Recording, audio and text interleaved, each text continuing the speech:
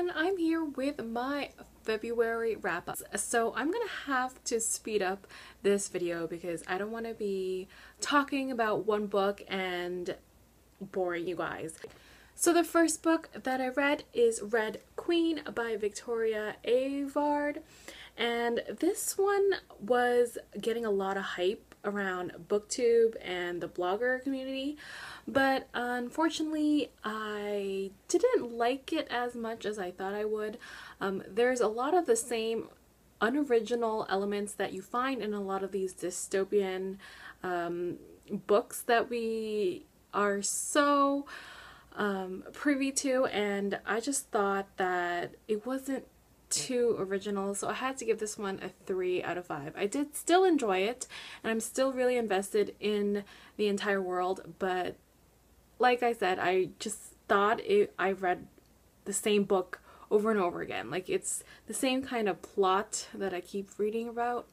The next book is The Only Thing to Fear by Carolyn Ridgemont, and this is a story about the Nazis actually winning the war. So what kind of world would that be? This one was kind of scary in a way because you find certain elements that could actually happen, and it was kind of freaky thinking that what if the Nazis did win. I was pretty much terrified reading most of it because I was scared for the characters. I gave this one a 3 out of 5. Say What You Will by Cammie McGovern. This one is about someone who is disabled, and I thought it was a really interesting read. It wasn't the greatest because the character that is disabled kind of felt like she was very judgmental, and it didn't necessarily make me like her. So I ended up giving this one, I think, a 3 out of 5 as well. 10 Tiny Breaths by K.A. Tucker. This is my second new adult read. As you can imagine, it gave me high expectations, also because a lot of people read it and loved it, and it's also by a Canadian author. I thought it was too predictable. I don't know, maybe I'm just being really picky because of all the books that I've been reading, but I thought it was good. There was a little bit of, like, you know, sexual scenes and stuff, and those were kind of hot, but at the same time it was kind of very predictable, and it's like I've read this story again. I could really see a lot of people liking it. It feels kind of like one of those chick flick movies that you watch and you really want everyone to end up happy. I gave this one a 3, or was it a 4 out of 5. The Mime Order by Samantha Shannon. Now this one I was really hotly anticipating, and I can imagine everyone was like, okay, what am I gonna expect after the bone season? This story really grows upon the bone season world, and it's morely set in London, and I felt that the beginning was really rushed, and then it slowed down like to a complete crawl, and I was very bored. So the first half I was really bored and it was really dragging, but by the end I know that Samantha was trying to piece all of these together, and then it ends up into an explosive ending, which is exactly what she did, and I gave this one a 4 out of 5. Every Ugly Word by Aimee L. Salter. This one I have to explain just because it's a little paranormal-y aspect of it. There is this girl who sees her future self in a mirror. So every time she wants to go for advice, she asks her older self. So plenty of times I was completely confused. What is she talking about? Who is she talking to? I kind of felt like it was probably some sort of mental illness, but by the end it really wasn't, so I was kind of upset about that one.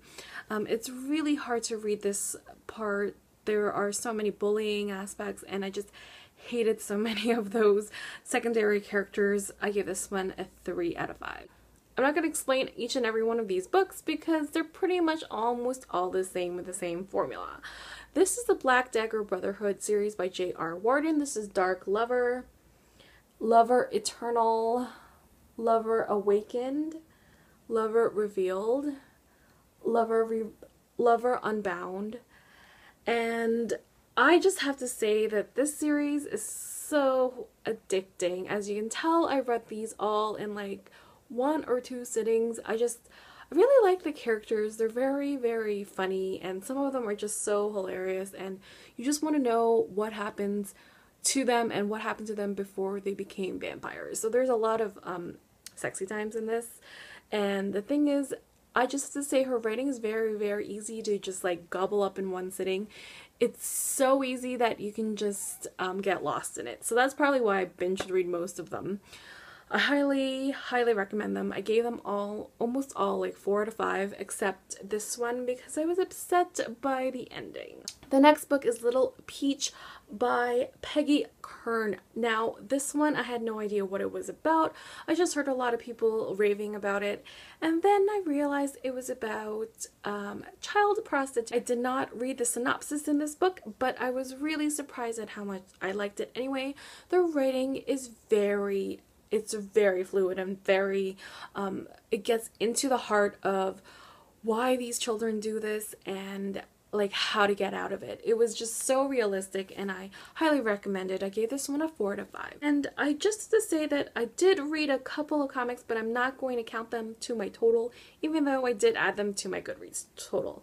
So the first 5 graphic novels is the Gotham Academy series. This is number 1, number 2, number 3, number 4, and number 5. And this is a story about a girl who goes to school in this boarding school in Gotham, where Batman resides, I believe, and she ends up trying to find this like mystery. There's like noises going on in the school, and she's trying to unravel this paranormal mystery. I don't really know what's happening because it's so slow. It's just issue after issue of like cliffhangers. This is why I can't read graphic novels. The next book I read is The Girl on the Train by Paula Hawkins. Okay, this one was getting a lot of hype, and I can understand why it's being compared to Gone Girl. It has the same kind of aspects of that, and I just really enjoyed it. It's the same kind of writing style where you want to read and just keep going until the end. You want to find out who it is and who's done what, and all of these characters in this book, I hated them pretty much, but I still love the book. I give this one a 4 out of 5. House of Ivy and Sorrow by Natalie Whipple. This is a witch with magic and all of those elements. Someone's trying to find her family, and she is trying to protect her friends and her loved ones, and I thought it was a very well done kind of book. I just feel that some elements were very exaggerated. They were too over the top, so I give this one a 3 out of 5. And the physical book that I have here that I have to show you, the spine, is We All Looked Up by Tommy Wellick. This is the end of the world.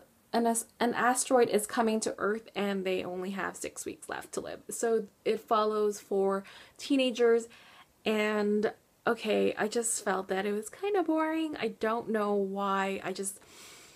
I felt like all the characters were kind of dry. It took a lot to finish this one. I gave this one a 3 out of 5. This is Revenge of the Not So Pretty Girl by Carolita Blythe, and what got to me was that there was a person of color on it, but that didn't really grasp in the story. Like, I was very bored with this one. I don't know what was happening. I thought it was going to be some sort of like murder mystery with a contemporary side plot, but it wasn't.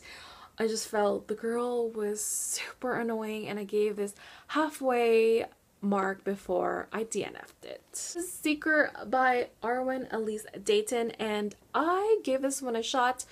I think I gave it like halfway point before I DNF'd it, but then I decided to just finish it because, you know, halfway point, whatever. Then it just started getting better, and the story finally happened. I felt like the beginning was just so slow, nothing was happening, and I'm pretty sure that's why people like stopped reading it. The second half is where everything just finally starts to happen. So I gave this one a 2 out of 5. I bumped it up a star because the writing in the second half was way better than the first. This is The Wicked Awakening of Anne Merchant by Joanna Wybe. The first book in the series I actually DNF'd and didn't really like it as much, but picked it up again. And then I decided to try it, the second book, and I love this one so much more. There was so many more mythological aspects that were explained, and I really liked the challenges that were the main character was going through, and I felt that the romance took a backseat, so I gave this one a 4 out of 5. And the last book that I have here is A Great and Terrible Beauty by Libba Bray. I was gonna say Leah, but this is a historical fiction / paranormal aspect. It also has a boarding school vibe to it, and there's a lot of like Mean Girl stuff. A lot of it is very dragging, and I just wanted to like stop reading, but in the end I just kept going, and I thought it was really an okay read. It wasn't one of her best works, but I'm still invested in the magic of it all that I'm going to continue reading it, sorry. And I give this one a 3 out of 5. So that is it for me. I'm sorry if I rushed all of these little reviews because I'm already on like 14 minutes and I don't want to bore you. So until next time, I will see you, book nerds. Bye guys.